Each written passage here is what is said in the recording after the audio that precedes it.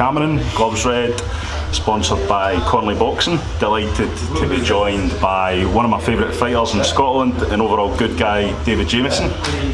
David, how you doing on? Aye, very well, mate. Aye. Are you just saying that for the camera? Is that? No, that's what I say. You can ask anyone. I'll take it, mate. I'll take it. And you flew in from Belfast today. You've been working in Northern Ireland. I've been over there for about 10 days on the railway. Just again trying to keep the wolves from the door, making ends meet.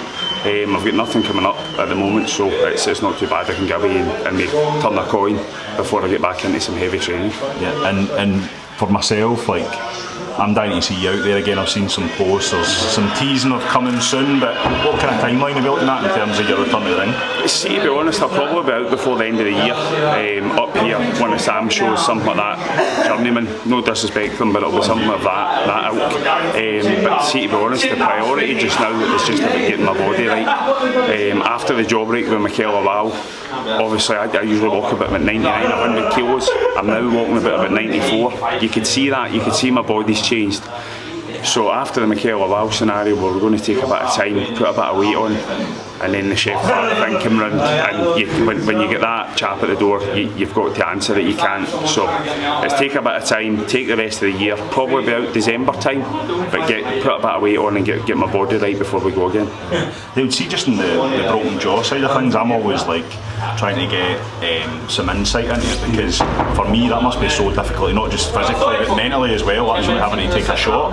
What's it like trying to return from like a really hard injury like that as a boxer and trying to almost let yourself take that shot? What's that like? It's a good question. Obviously I made my return. I fought the Greek lad, Konstantinopoulos, or it's great pronunciation. Aye, something along those lines. No disrespect to the Greek people out there. But I made my return against him on one of Sam's shows relatively quickly after the jaw break. And to be honest, the training camp wasn't the best. There was a lot of uncertainty about the jaw and things.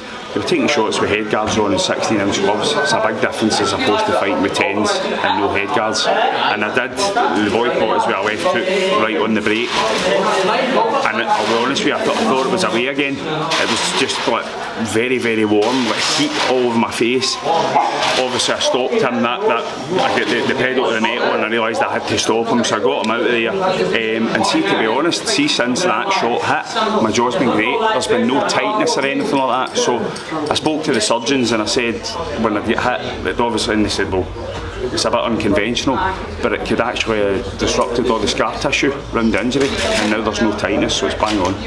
And was there like a sparring like you can think of as a pivotal moment where you're like, oh no, have I got a glass jaw, or is it better, and then you kind of trust it from that point forward? It was the strangest scenario. Like, I've always had a good chin, whatever that means. I could take a good shot, but that's different to the mechanics of the jaw feeling. So there was like a wee bit of tentativeness, but there comes a point when we'd hit that 10-week mark. I mean, it was either you were going to go or you weren't going to go. You couldn't half-arse it, if you know what I mean. And we just ran with it. And you said they're like trying to return before the end of the year. So have you got an objective in your head for 2024? Like what is that? Get my body right. Whether I'm back out before the end of the year, get active with Sam shows, a journeyman, something like that. But see, if not, it really doesn't bother me. Get my body right, get everything in place. I've now got a full-time sponsor on board, which certainly helps things along. So get myself ready for January 2024, and then we go a proper assault back on the division. I think I'm sitting at 11th or 10th, and even off the back of the Chef Clark loss. So I've proved my worth. I'm not going to fall anywhere. There's not going to be phone calls at 10 days notice now, because we're not going to take them. This is a run on my terms. Do you think that's a problem within Scottish boxing, David, where it's very much, it'll be the kind of last minute call to a lot of Scottish fighters, and they feel because from a financial standpoint, the platform, that they need to accept that opportunity, whereas maybe not accepting that is probably the best thing to do long term? I know that, but this is the age-old thing. You've heard fighters from up here north of the border saying this for years and years, and even what you talk about the Ricky Burns days, bringing Sky, bringing the pay-per-view, bringing bigger opportunities for small hall show fighters, if you like. Then there was Josh Taylor, but it's just never quite took off. But there again, you've got the likes of Nathaniel. Look at what he's doing. But are they going to give him big shows up here or pull him back down? So It's a bit of a juggle. You need to work out what's right for yourself. If you're just here to chase the money, just take the fights on the road and go and take your losses and do what you're doing. And there's no harm in that. But if you're in it for the right reasons, there needs to be a bit of calculation on it. You need to work out if it's for you, if it's not. Hence why what I'm saying to you, say I've proved my worth for the Mikel Lawal scenario. Say they phone tomorrow to fight Jason Thompson and it's 15 grand.